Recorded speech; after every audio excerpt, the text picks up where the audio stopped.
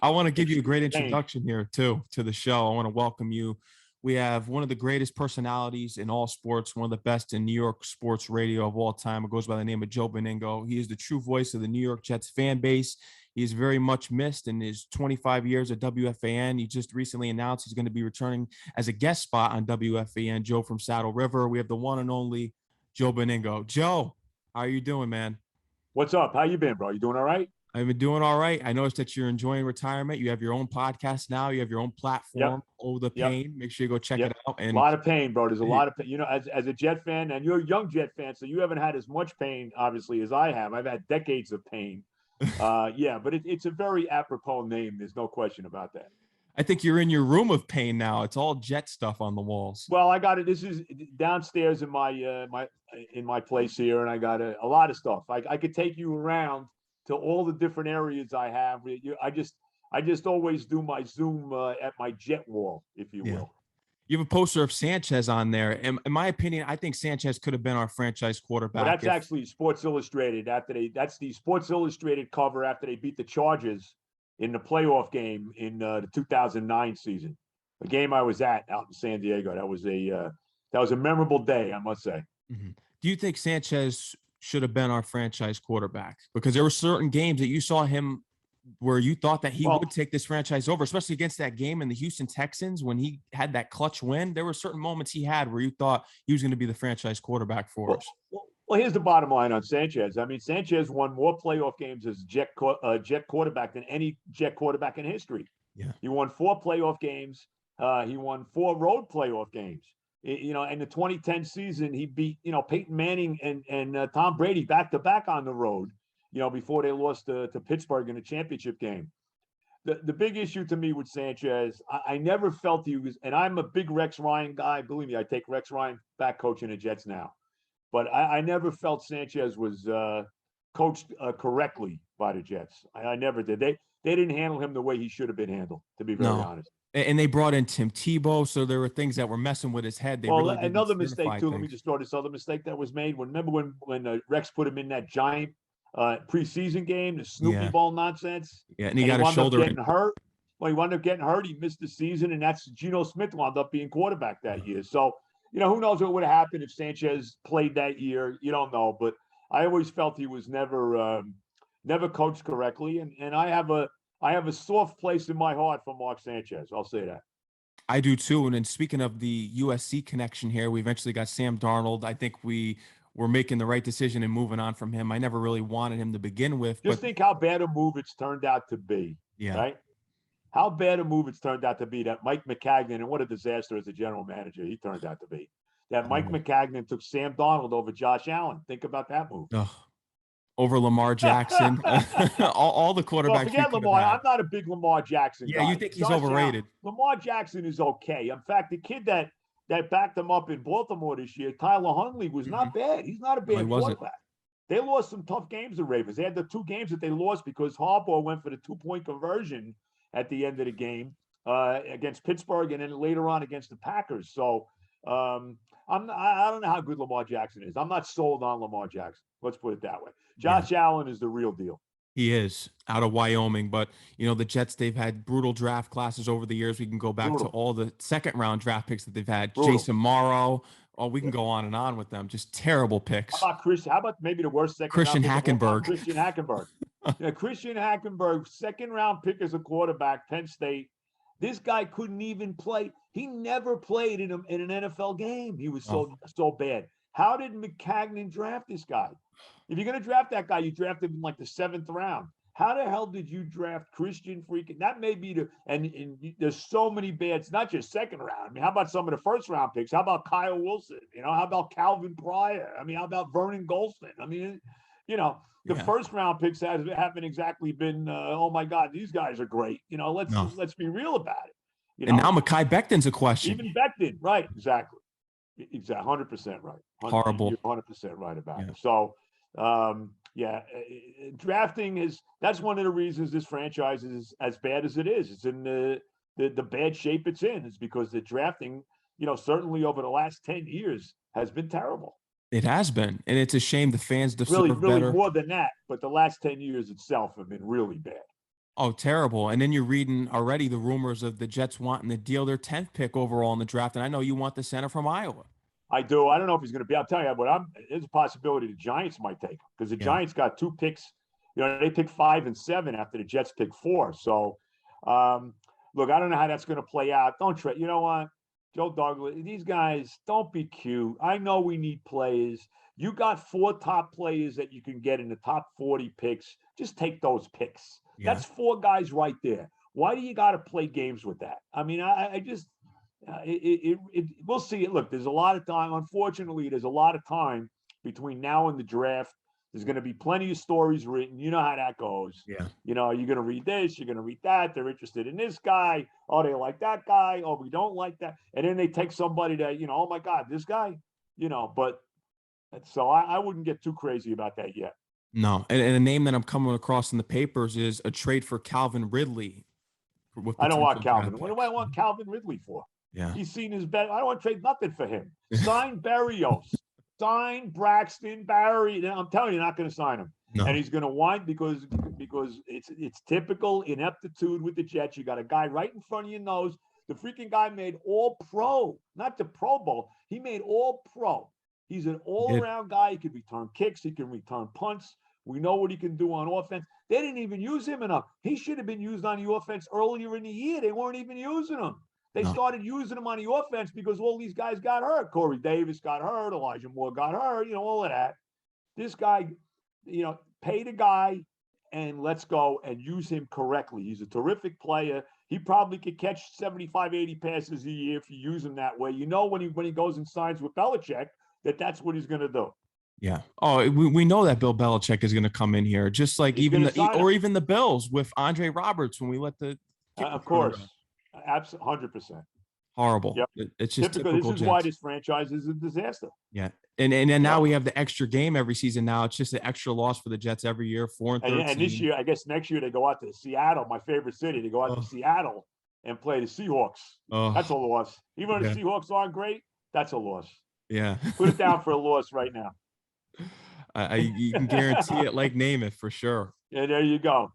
Horrible. I hope things get better here. It's all about the ownership here. It starts from there. Just the brutal owners we've had from the years, and you've spoken about it plenty of times. Leon Hess, and now the Johnson brothers. And Woody Johnson, man, you couldn't do worse. No. 2 of the worst on. You know, Leon was a great man. I understand. You know, look, he'd negotiate oil deals with the sheiks in Saudi Arabia. You know, I get that. I mean, there was a lot of that kind of stuff going on. That's, you know, you got to be something to do stuff like that. But as far as a football owner, he was terrible. You know, he was absolutely brutal. And it wasn't until late in his life that he realized, hey, you know, I'd like to get to a Super Bowl again. And he hired Bill Parcells, but it was too late. You know, Parcells couldn't get him there. It was too late for Leon. You know, unfortunately, he passed away. Woody bought the team. And really, when you look at it with Woody, the best years of Jet football, really, if you look at the history of the franchise from 1997 through 2010, that's really when they had their most consistent time of winning. Not 97 through 2010. They went to the playoffs a bunch of times, 6 or 7 times, whatever it was. They went to the 2 AFC championship game. Bill, they went to the AFC title game in 98 under Bill. They went to the playoffs 3 times under Herman Edwards. You know, they went to the playoffs once under Mangini. They had the 2 AFC title games with Rex. That's really you as a, I don't know how old you are. You're a young dude. I got 22. 22. Oh my God. So what's your first year with the Jets, Max? My first year with the Jets, I would say was the Pennington years, around like 2005, 2006, I believe. That's when That's where I go back. So you didn't even see the early days of Herman Edwards. You didn't even No. So you mostly remember the Rex years. That's really what you remember. Yeah, in the Favre year. The 1 year with Favre when they blew it. You know, they were 8-3 and they blew it because Favre got hurt, but it was more important for him to keep that streak going than to help the football. Well, he didn't want to be with the Jets anyway. He wanted to be with Minnesota, and of course, he wound up going there anyway. Exactly. So, yeah. You know. And how about the year that we had, I believe, 7 Pro Bowlers, and we still didn't make the playoffs? Which year was that? Was that the year with Bowles? I think it was the year. I think it was the Favre year. Oh, maybe you're right. You know what? Maybe you're right. right? Yeah, we were 9-7. We were 8-3. We destroyed the Titans. I think the Titans were undefeated going into that game, right? They were like 10-0 or something. We went into Tennessee, beat them up. I'll never forget Leon Washington. What a terrific player he was for the Jets, though. He tore his knee up. Leon Washington had a huge game, I remember that day for them. Tremendous day. Favre played. They were rolling, and then they played the Broncos. They were 8-3. Looked like they were on their way, certainly to the playoffs.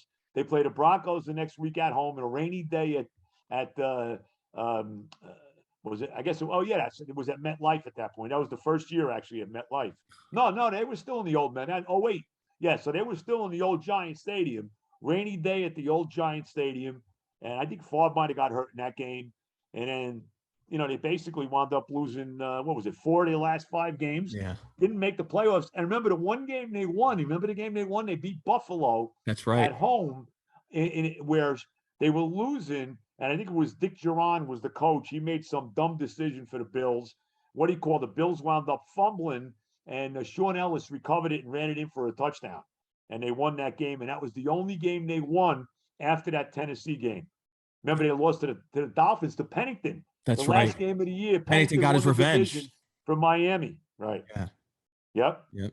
I do remember that. Great memories. Such great memories. Yeah. and you're young, and you got a long way to go to have more pain. Oh, well, yeah. I'm sure I will have plenty of it. I think. Now, what is this on? What is that? Oh, the hustle. Okay. Yeah. You do a lot of hustling? Is that what you do? Yeah, that's one of the words I live by, and just to keep going with my shows and what I've done in college. Now, what do you know? Now, you went to St. John's, you said, right? Yeah. Yep. I see. You didn't see Chris Mullin and Walter Berry play, I'm assuming, right? No, I didn't. Shamori Pons I saw play. Right. Yeah, he didn't really play. They're not too bad. No. They got back-to-back games with Seton Hall coming up this week? That's right. They play them like consecutive days, right? Yes. Or within 3 days or whatever it is. Mm-hmm. That's an interesting couple games for them. Yeah. Who'd they just beat? Georgetown? Georgetown, yeah. Yeah. Ewing wasn't there. Louis Orr was coaching. Yeah. No. Unbelievable. No. So what do you do? You're out of school now, right? Yeah, this is me, but I built my own independent platform, and it's on Live 365 and iHeartRadio. You asked me to do this, and you had a lot of different guys. I was impressed at some of the people you had on, right? Yeah. Give me the list. You even had Ira in Staten Island on, right? Yeah. Did you have Ira on? Yeah. Oh my God. He's a regular on the show. He calls in every once in so often. We actually do. Oh, does he? Oh, I gotta talk. I talk to Ira a lot. I'm gonna have to talk to him and say, what the hell's going on? You and Max are tight? What's going on? I was actually going to ask you, when was the first time that you met Ira? Was that at a game, or was it when he called into the station when you started? Yeah, it probably was as a caller. When I was on, who knows? Probably my overnight. Probably going back to the overnight days, way back when, before you were born, pretty much. Close. Yeah. Anyway, so that's probably when I did, somewhere around there. Mm-hmm. Somewhere in the late '90s, somewhere in that period of time. A true Jets fan, I know. He's a loyal fan that deserves to see another win, such as yourself. You've been in it for the long ride. Oh, the pain. Ira basically up until the last couple of years. Last year there was no fans, and this year too.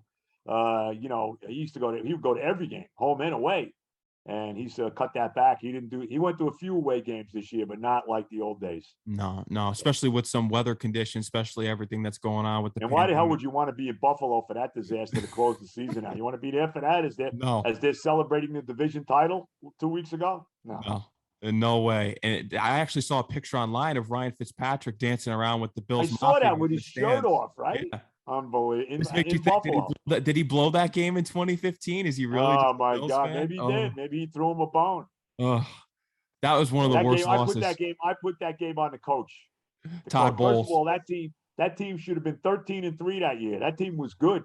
Fitzpatrick had a great year. We had a tremendous Eric Decker and Brandon Marshall were unbelievable that year. Chris Ivory. Chris Ivory, right? Exactly. We had a good team. They went 10-6. They should have went 13-3. They lost that game to the Eagles. Terrible. Brandon Marshall was flipping the ball to the other team.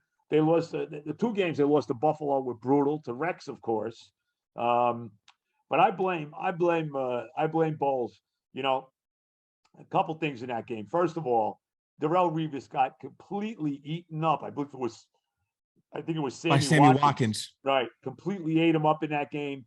and he never made an adjustment. No. He never double teamed. At that point in his career, Rivas was a freaking statue at that point. He was nowhere near the same guy. And he got too crazy. They had the go-ahead field goal was in the bag, and they got a little crazy taking a shot in the end zone with Fitzpatrick when maybe they should have played it a little more conservative. And, he throws the pick, and that pretty much sealed the fate. Yeah. That was a brutal loss, yes. It was. That was probably my worst as a Jets fan. Well, yeah, for you, I would say probably it must be. Yep, that's a pretty bad one. Yeah, that's really the last meaningful game they played. Let's be honest. That's the last meaningful game they played beyond September.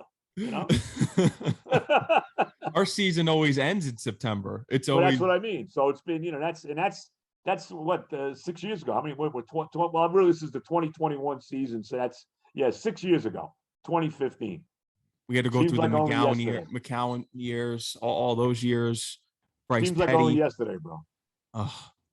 Zach Wilson, I think he's our answer. I think he really is. I hope so. I saw some plays at the end of the season where I think he's got something. You know what, bro? I think he's got something. I think he's got to be coached correctly. I think it comes down to that. Robert Saleh. Mac Jones, there's nothing great about Mac Jones, and he got exposed late in the year with New England, but he's got the best coaching staff in the history of mankind coaching him. Bill Belichick. And that makes a hell of a big difference. And I don't know about these guys. I mean, I know about Robert Saleh. I got my concerns. He got a free pass this year from the media, not from me, but he got a free pass from the media. They went 4-13. There's a lot of things that I know they were playing for him. The positive to me is that they really played for him, especially late in the year. There were some games when the defense just got hammered. The game they gave up 54 to the Patriots. The game again, that night game when the Colts basically stomped all over them. Oh, Jonathan Taylor, the running game that they had. Right. The Buffalo game, the second half of the first Buffalo game when they got destroyed, the defense couldn't stop anything, and they blamed Mike White for that game. Please, what a joke. That's another thing. Don't get me going on the whole Mike White thing. How they buried Mike White. God forbid Mike White might be better than Zach Wilson. Can't have that happen. No. But anyway, I do like Zach. I'm concerned about Saleh. I am. And I got to see Douglas. The first draft, Douglas's first draft looks brutal right now. It does. Mekhi Becton, he can't play. He doesn't play. Mims. The other guy, Mims, is a complete disaster. They should just get rid of him. Ashton Davis was the third pick. I mean, is he any good? No. At least he plays. He's on the field playing. The only decent guy they got out of that draft was Bryce Hall, and that was like they were lucky because he had been hurt at Virginia, and they got him in the 6th round. So, now you have a whole slew of picks in this year's draft with Zach Wilson, Elijah Moore, Brandon Echols. Yeah, this year's draft looks good. Zach, especially if Zach turns out to be the real deal. Remember, forget Elijah Vera Tucker. He's a solid guy on the offensive line. That was the first round pick. He's good. Elijah Moore looks really good, but it'd be nice if he plays. I mean, he missed the last 5 games of the year. I'm getting sick of that stuff. These guys got to play football. Michael Carter looks good. Both Michael Carters, the running back and the defensive back. So this draft actually looks like pretty good, especially obviously if the quarterback turns out to be the real deal, then it's a great draft. There were some hiccups in the beginning of the year with Zach Wilson with the interceptions he was throwing, and then that back interception against the Houston Texans that just reminded me of something of the butt fumble. I couldn't believe that. And they actually wound up winning that game. Yeah, they did, which was surprising. Look, I've never been a big proponent of rookies playing right away. I mean, I'm not. I mean, I'm an old school guy. I go way back. When I was growing up, the storyline was it takes 4 years to develop a quarterback, and that's basically these guys would sit for 3 or 4, really for three solid years before they played. Very few guys came right in their rookie year. In fact, nobody did. The first guy ever to really do it was Marino back in '83, and he didn't start right away. He came in probably like the 4th or 5th game of the year. He made his debut on a Monday night game against the Raiders in '83. And right away, you could see this guy look good. I loved him in college at Pitt, by the way. I wanted the Jets to take him. I don't want to get into that. What a disaster that was, going back, 50 years, 40-something years, taking O'Brien instead of Marino. Mm-hmm. But he was the one guy that, like, his rookie year came in and was unbelievable. Mostly everybody struggles in their rookie year. John Elway struggled in his rookie year. Peyton Manning struggled in his rookie year. Brady really didn't play. Brady kind of sat for a year, watching Bledsoe before he finally took over. So he was kind of ready to go when He came in there. Aaron Rodgers sat for how many years behind Favre, and look how good he came in and ready to go. Boom, let's play. Mahomes behind Alex Smith. Right. So it took Alex Smith a little while to get. He got better as time went on, but the Jets would have been better off if they had Flacco from the beginning of the year and started the year. Let Flacco play 3 or 4 or 5 games, and then have Zach come in. I would have been better off with that, but he was definitely better after he came back from the injury. So I think the time off, the time not playing those few weeks, I think helped him. Do you think Saleh's 2 years and done, just like Gaze, if he doesn't put up the numbers next year, especially with the wins? Because I think, to me, if he doesn't show any progress, especially after this year's draft here's class. What I'm worried about. I'm worried about this already. That they're going to go 7-10 next year and try to sell us, well, we made progress. We're going in the right direction. We're still a young team. Zach's only in his second year. I'm sure there'll be a bunch of injuries, as there always is. They had injury, and he'll get another year. I'm afraid of that. But as far as I'm concerned, I want a winning season. I've had it, man. It's time to have a winning season. I agree. Enough. I mean, they've won 6 games in the last 2 years. It's unbelievable. They lost 13 games this year. They lost 14 games last year. They haven't had a winning season since 2015. I mean, it's a joke. They haven't made the playoffs since the 2010 season. It's the longest drought in the NFL right now. I mean, it's absurd, man. They haven't won a Super Bowl. They haven't been to a Super Bowl in 53 freaking years. No. I'm tired of it. No, really. I mean, it's ridiculous. It is ridiculous. It's time for winning football. Mm-hmm. And no more from the Johnson brothers when they say there will be no playoff mandate. That got me going every time I heard that in press conference. I'm so tired. I'm tired of it. We get mask mandates, but no playoff mandates from our owner. I just ridiculous. The time is now. Look, to me, they got to have a winning season next year. 9-8 minimum. Even if they don't make the playoffs, I'll be ticked off, I'm sure. But give me a winning season. Give me don't give me 6-11 and then tell me we got better. I don't want to hear it. I'm tired of hearing it, bro. Oh, I am too. And the stadium thing has been an issue for me. You were actually at the last game at Shea for the New York Jets when the fan took the goalpost down. Matter of fact, I was at the last game. I was at the last game at Shea in 1983, and I was at the last game at the old Giant Stadium in 2009. On a freezing cold night when they destroyed the Bengals to get into the playoffs. I think they beat them 42-3 or something that night. And then remember they beat the Bengals again the following week in the playoffs. So I was at the final game in both places. Yeah, I was there in 83. They lost to the Steelers. It was also Terry Bradshaw's last game. Final game of his career. Yeah. Comes in, started the game, threw 2 touchdown passes early. They were up 14-0. Bradshaw didn't play the rest of the game, and the Jets lost. Mm-hmm. Yes, Franco Harris's last game as a Steeler too. He'd play on Seattle the next year. Yep. Well, I don't even count that. Yeah. Franco's a Steeler. That's the case closed. Oh, I agree, but just so many. I was also at the first game in when they played at the Meadowlands too. They played Pittsburgh in that game too, and it was a Thursday night. It was one of those Thursday night games. They had him even back then a few times, and they lost that game too. So, I remember Joe Townsell had a kick return for a touchdown. Mm-hmm. Rest in peace to Don Maynard. He was your guy growing up. He had the receiving records, and I should have wore the jersey tonight. I didn't know you were going to be wearing your Gastineau jersey. I would have put Don Maynard on for you. And gave him the honor and respect. Did you have the chance to meet Don Maynard throughout your career in radio? I did not meet Maynard. I did not. I think he was at the radio station once before I got there. I did get a copy of his book. I met his brother at MetLife one day, but no. But look, one of my guys growing up, Joe Willie to Don Maynard, man. Don Maynard on one side, the great George Sauer on the other. They were pretty good, man. Those were the days. How about Joe Namath? When was the first time that you met Namath? Because I know he called into your retirement show. I met Namath a couple times. I'm fortunate enough to meet Joe. I think the first time I met him we were up at Jet training camp the year that they did the Hard Knocks. Remember they were on Hard Knocks that one year? This might be before your time. I've heard about it before. You're just a youthful dude. 22, man. Oh my God. When I was 22, my head was firmly planted up my rear end at 22. I got married for the first time at 22. Not exactly my smartest decision, but nevertheless, that was the first one.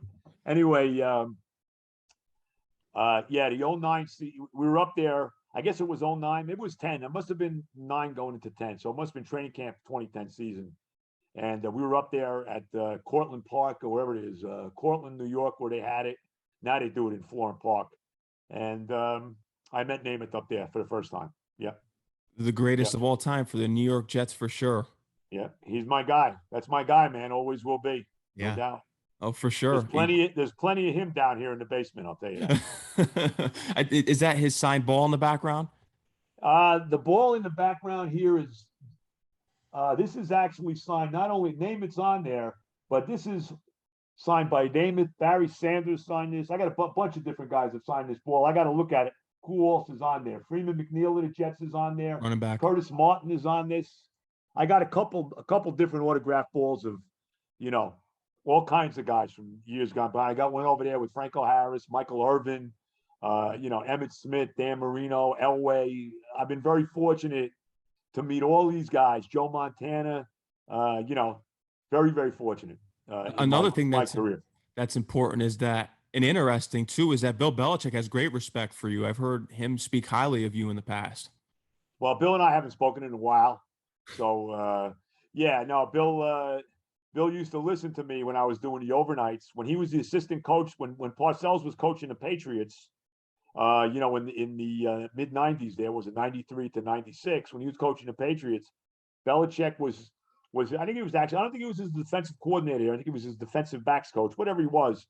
And he would listen to me going in the morning, 4:00 in the morning to go, go into the building in Foxborough, and you could get me because we were, 10,000 watts, whatever we were. You'd hear me. People would get me in Canada. I get calls from Canada when I was doing the overnight, and Belichick would listen to me. Used to listen to the show, and when Parcells took the Jet job, word came down to me through people in the media that Belichick, who went with Parcells to the Jets, wanted to meet me. I went out to Hofstra. At the time, they trained at Hofstra. I went out to Hofstra to meet Belichick, and it kind of went from there. In the 1998, in that 12-4 season with Vinny Testaverde, you were at the championship game against the Denver Broncos. I was not. No, I was weren't there. I did not go to Denver. I was at the playoff game against the Jaguars at home. That against Jacksonville, the divisional round. That was at that game. As a matter of fact, Belichick gave me tickets for that game. Believe it or not, I had gone to dinner about the week before the game. I actually went to dinner with Belichick, Mike Tannenbaum, and Bill's personal assistant, Bears Najarian, who stayed with him through all the years with the Patriots. He's still with him now. I went to the dinner with them. We went to a, what was it? One of the big steakhouses, Peter Luger Steakhouse in Long Island. I forget where in Long Island. It must have been out near Hofstra. And he actually gave me tickets that night for the divisional playoff game against the Jaguars. But I did not go to Denver. I was in Pittsburgh. Mm-hmm. I was in Pittsburgh in 2010 for the AFC Championship game. I was in Indianapolis in 2009 for the AFC Championship game. I was in San Diego for that playoff game that we won in 2009. I was in Indy for the game we beat the Colts in 2010. Nick Folk with the field goal at the end, which turned out to be Peyton Manning's final game as a Colt. I was in Pittsburgh in 2004 for the Doug Bryan game when he missed all those field goals and we lost in overtime to the Steelers. That was painful in 2004. But I was not in Denver. No, I was not. Okay. At least you didn't have to waste any money in seeing that game, which is a true heartbreaker because they could have made a run that year at the Super Bowl. Well, look, I mean, let's be honest. They would have won. They would have beat Atlanta. Yeah. They were better than the Atlanta Falcons. They would have won. But, that's a painful loss. That was there's many. That's one of many. One of many, Max. One of many. Main reason I wanted to bring you on the show here today because I feel as though that you have an important story to tell. You've been a true inspiration to a lot of radio hosts, especially in the sports broadcasting industry. So let's start from the beginning, in which you grew up in Paramus, New Jersey. How was your life experience of growing up in Paramus? Well, I don't want to get too much into my life story here now. Let's just put it this way. I've always been a sport. Since I was 7 years old, I was into sports. And that's how I became a Jet fan in 1965, Namath's rookie year. I was a Met fan right from the beginning in 1962. So I've always been a sports guy. Yeah, I graduated Paramus High School in 1971, thousands of years ago. But it is what it is. It is what it is. I don't like to get too much into, into growing up and all that. That's ancient history now. You know what I mean? 1975, your degree in political science that you graduate with at Franklin Which University. I can basically use as a toilet paper now. My political science degree from Franklin College in Franklin, Indiana. I had some good times out there, but yeah, it did me no good. Believe me when I tell you.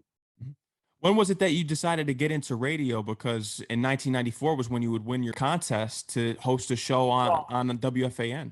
Well, I was a caller. I called a lot to the station, especially Mike and the Mad Dog, and in the heyday of Mike and the Mad Dog, the great days of FAN back then, and I became a regular caller. And then I guess one thing led to another. You talked about this contest. I never knew that it was. But I remember calling into the station one day. Next thing I know, I'm getting an opportunity to host a show. And one thing kind of went from, to another. I went to the Connecticut School of Broadcasting. And, one day got a call from, at the time, from Mark Chernoff, the longtime program director. And he asked me if I wanted to come in and do some part-time overnight work. And that was in the summer of 1995. And it kind of went from there. I did it for a couple months, July and August. And then remember him asking me late in the summer, in the middle of August, would you come in and do a full week of the overnight? And I remember taking a week off from my job, went in, did it for a week. Next thing you know, he was offering me the full-time overnight gig. So, and it kind of went from there. And that's when history started, the Joe Benigno legacy. What were some of the most vital things that you learned during your time at the Connecticut School of Broadcasting that would help you when you got to the WFAN to do your show? I hate to say it like this, but I probably didn't need the Connecticut School of Broadcasting. I was I was ready to go, bro. I knew,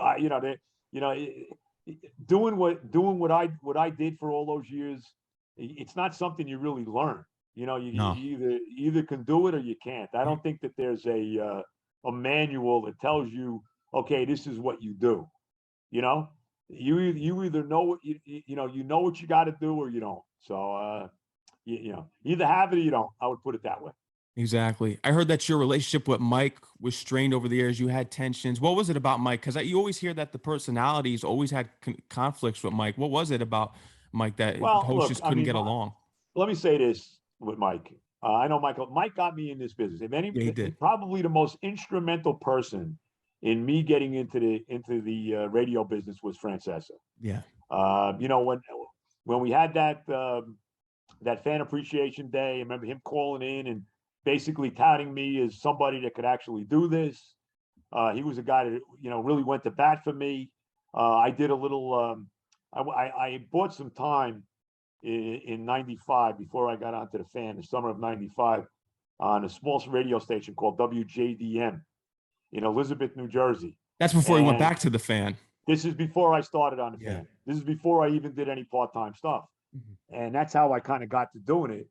And I was a big caller to Mike and the Mad Dog. And I remember talking to Bobby Gelb, who was the producer at the time. He's now a great salesman there, a good friend of mine, great guy, Bobby Gelb. And I asked him, hey, I got this show now. I do once a week on this WJDM in Elizabeth. Can I get Mike and Chris to come on? And he kind of brokered it for me. And I had Chris on one week. I had Mike on the next week. They were gracious enough to come on the show. And, next thing I know, after I had Mike on, about a week and a half later, I got a phone call from, like I said, Mark Chernoff, asking me if I wanted to do some part-time work. So, I wouldn't have been in radio without Francesa. Let's put it that way. Yeah, he was vital in helping you out and get you. We've always kind of been back and forth. I have let me put it this way, bro. I have no ill will towards Mike. I have none. Yeah. Because I always hear those stories where people had problems with them, and I'm just like, what is it about Mike that everyone just can't get along, or there's tension? Well, there was something later on in toward the end of my career, both of our careers really at FAN, that happened, and maybe I'll put it this way: the whole situation maybe wasn't handled the correct way. At least I didn't think it was handled correctly by him. I'll put it that way, and that's what it stems from. But at this point, that's a long time ago now. That's years ago now, a bunch of years ago now.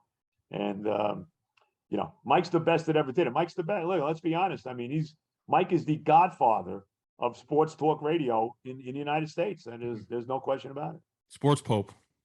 He's the Pope. Yeah. And he'll be the first to tell you. So. I'm not surprised. No doubt about that. I'm not surprised, but you gained your following through the overnight shift. You eventually work your way up to the midday shows, even working with Sid Rosenberg. How's your experience of working with Sid? Sid was a good guy, man. We had a good show. It's unfortunate that, the situation was what it was with Sid. I'm very happy for him now. He's doing, he's on in the morning with my old buddy, another great from the fan years gone by, Bernard McGurk, on WABC in New York, doing some political stuff. I've been a guest on their show a couple times, so I'm glad to see Sid is doing okay. But we had some interesting. I'll put it this way: Sid and I had some interesting times together over the years. I'll say that. What was your relationship with Don Imus? Don Imus was good to me. I nothing but great things about him. Have fond memories of him. He was good. Because I would lead in. I was doing the overnight show, and his show came on right after me. So I basically see him every day. And he always had good things to say about me. I had my book that was out, my sports book that wasn't released exactly in 2010. Wasn't exactly Gone with the Wind. And Imus had me come on his show. At this point, I think he was on MSNBC at this point. Whatever he was off the fan now. And he had me come in, promote this to promote the book on his show and all of that. So he was always good to me. I know there's a lot of people that maybe Don Imus rubbed the wrong way, but he was always good to me. And God bless him, and may he rest in peace. Yes, rest in peace. He was another vital point of WFAN and making it what it was, and saw the vision for Mike and the Mad Dog. But there is no WFAN without Don Imus. Let's be honest. That's for sure. You got that right. You kept working your way up. You gained the huge fan base. And then eventually you partner with Evan. And Evan, I think you did how many years together? 11 years with Evan? I think we did 11 years. Yeah. Wow. Yeah. A lot of good times, a lot of great moments with Evan. We had a lot of fun over the years. I mean, we all the different trips we took, the Super Bowls, the Jet playoff games, different things we went to over the years, Met trips. We go on Met road trips. We had a lot of great moments. No question about it.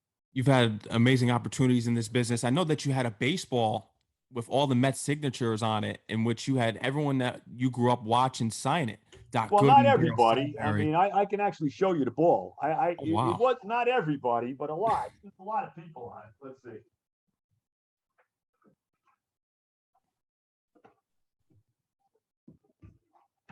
Here's my Met ball. Wow. There it is right here. This not everybody's on it. There's a lot of guys on it. Doc Gooden's on it. David Cohn's on it. David Wright is on it. Jerry Koosman is on it. Al Leiter is on it. John Franco's on it. Bobby Valentine. There's a lot of different. Cleon Jones is on it. Bud Harrelson is on it. Darryl is on it. Strawberry's on this. There's a lot of different guys that are on it, but not everybody. But I was fortunate enough. Any of the autographs that I have, and I got a bunch of different stuff autographed, any of the autographs I have are, right in front of me, the guy signing. So I'm not somebody that goes and buys autographs. That's not what I do. I got them, and they're signed right in front of me. I was there with the guy, and I keep them. These are all, part of my life. The Mets are our only hope at this point. There's my Met autograph baseball. The Mets are our only hope at this point if we're going through our top three teams. Well, I think the first thing we got to hope for is that they're going to have a season. With the lockout going on. Lockout, whatever you want to call it, going on. And, that these things don't ever get resolved until it's the 11th hour when you're going to start losing games. Yeah. So nothing's going to happen at least until spring training's ready to get going. I don't think that, it'll be at least until then. Mm-hmm. What were some of the most memorable moments of your time at WFAN? Because you did mention just all the people that you met over the years and the trips that you used to take to the Super Bowl, Mets road trips. What was it for you that was most memorable? I don't know. It's hard. It's hard to say one thing. To say one thing. Yeah. It's fine. You can list a few that comes to mind. Well, it's just hard to do. A couple of the Jet playoff games, when that game we won, I was with Evan in San Diego when we beat the Chargers that year. That was tremendous. That was great. We had a great time out there. Met road trips. We went out to LA and watched them get swept one weekend in LA. I'll never forget that. We were in, I'll tell you something that's pretty memorable. We went out to see the Mets. What year was it? Was it 08? I guess it was the 08 season. I want to say was it 08? I guess it had to be 08, right? Mm-hmm. And we went out to Anaheim. We were going to go for a trip. Evan and I planned this trip out to the West Coast. We're going to go see the Mets play in Anaheim against the Angels. We're going to go to a couple of those games. And we were going to go to game 6 of the NBA Finals game 5 of the NBA Finals between the Celtics and the Lakers. Okay. So we stayed in LA. It was me, it was Evan, and our producer at the time, the great Greg Giannotti, who of course now is with Boomer on the morning show on WFAN. So it was the 3 of us out there. And we went to 2 games in Anaheim, went to the game down there. I never forget, come back. Remember, it's a 3-hour time difference. We're out in LA. And we're all staying in the same room, by the way, in Beverly Hills. We paid our own way. Believe me, FAN wasn't paying anything. We paid our own way, and we stayed at this fancy hotel in Beverly Hills, and we all stayed in the same room. All right. I remember I was sleeping on the floor. Anyway, we're out in Anaheim, and it's like 5 o'clock in the morning in Anaheim, and my phone is blowing up. My phone is blowing up. What the hell's going on? Right? They had fired Willie Randolph. You were too young. They fired Willie Randolph like midnight. Omar and I actually flew out to Anaheim to fire him. We had been at that game. So maybe, the game the night before, we couldn't believe it. Mets actually won the game too. And Mike Pelfrey pitched. I'll never forget it. Mets actually won the game. And we wake up in the morning to not find out Willie got fired overnight. And that was pretty memorable. I think if there was one moment that that really kind of stuck out, maybe it was that, because we were so shocked. Yeah. And we were so shocked that it happened. And, it was crazy. Was crazy. Was that the airport story? That was 2008. Was that the airport story that you told on WFAN? Well, there's another story. Yes, that's the infamous, and I won't get into that, but that was the infamous airport story. Yes, where I was detained a little bit at LAX, and Gio was flipping out, thinking that there might be some trouble, but again. There was no issue at all. I had taken care of what Gio was concerned about long before we got to the airport. Let's put it that way. Oh, and thank God you did. 2020 comes about. You announce your retirement. Was it the commute that made you decide that you just wanted to retire at that point? There was so many different things. I mean, the commute had gotten to me, over the years. I mean, I drove. For the first, up until like 2013, I drove. And remember, I used to do TV too. I did SNY. I did Daily News Live was the show. I did it for 8 years. Mm-hmm. So I would be, and I'd go in early. My show's 10 o'clock in the morning, but I'd be leaving 5:30 in the morning to go into the city to beat the traffic. So, then in 2013, I started taking the train. I started commuting with the train, and that was a little better, but still you had to, catch the train, and you missed the train, all of that kind of stuff. So that was a part of it, but the business was changing. The last couple of years, the business just wasn't the same. And it was time to go. I mean, there's no other way to say it. It was time to go. And as you see now, I mean, all the, some of the iconic names over the years at the Fan are all gone now. Everybody's Steve Summers, Tony Page, Mike Francesa. Everybody. Chernoff, Minko, even Mark Malusis now is no longer there. I mean, it's, myself, but it was time. It was time to go, bro. Mm-hmm. And it hasn't been the same since you left, especially for Jet fans. But now we have the opportunity to follow you, in which we do listen to your platform independently, the Oh the Pain podcast. So what was it that you wanted to start your own platform during your retirement? I don't want to say it was so much me. One of my daughters, it was kind of on me. This is something you should do. People had said it. You should do your own podcast. And I thought about it, and I really wasn't into it because I really didn't want to do any work. This was also in the summer that this was being discussed when I was playing golf every day. And that's really all I cared about at that point was my golf game. but it was coming up to the football season. I said, look, if I'm going to do the podcast, I'll do it. I'll do like a Jet podcast, kind of centered around the Jets, and we'll do it starting during the NFL season. And it just kind of took off. Now I'm doing it twice a week. I've had a couple live podcasts. Hackensack Brewing Company. Hackensack Brewing Company. We just welcomed in a great sponsor, and DraftKings came aboard. We're really thrilled to have them with us now that there's legal gambling going on in New York as well. So it's been pretty cool. Every Monday and Friday, Monday night and Friday night. Check out my Oda Pain podcast. You can get it on Spotify and check it out.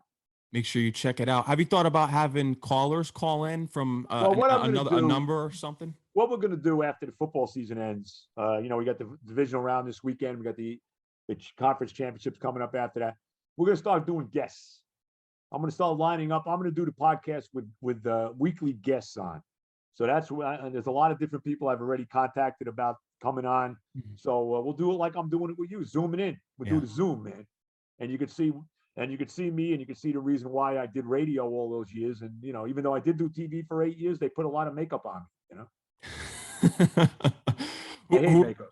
We don't want to reveal all the guests, but who's someone that's certain that is going to come on? I'm not revealing anybody. You're not revealing anyone? I'm not going to reveal anybody. No.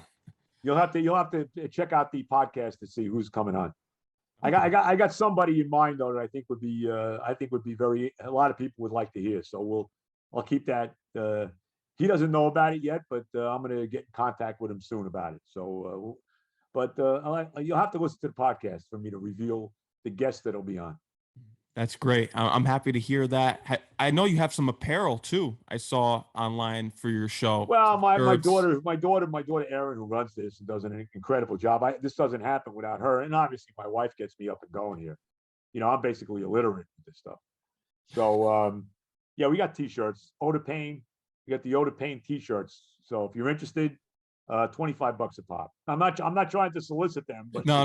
Well, no. This is what it's for. We want to promote what you have going here. This was not my idea. This was my daughter's idea, and it's all good. No, but you're doing great things with it. How's it feel to have all the listeners follow you from WFAN all the way to this podcast? I appreciate you're carrying it Max, now. It's I'm surprised because I've never thought of myself as being this anything but just a fan. So having the people that listen to me all the years at the Fan, that listen to the podcast, and maybe even some new listeners and all of that. I mean, I'm very fortunate. We want to thank everybody that checks it out. Thank you so much. For sure. Joe, is there anything else you would love to let my audience know anymore now? That's it, bro. I've been on with you for almost an hour. Come on. Give me a break. You know what I mean? We got everything in. Jets talk, your career, your podcast. Thank you for everything that you've done for the radio industry, and congratulations on all your success, especially being independent now, because that's big, especially for someone like you to keep going and to take the youth with you. I appreciate it, bro. Good luck, Max, in all your endeavors. And, if you need me, let me go.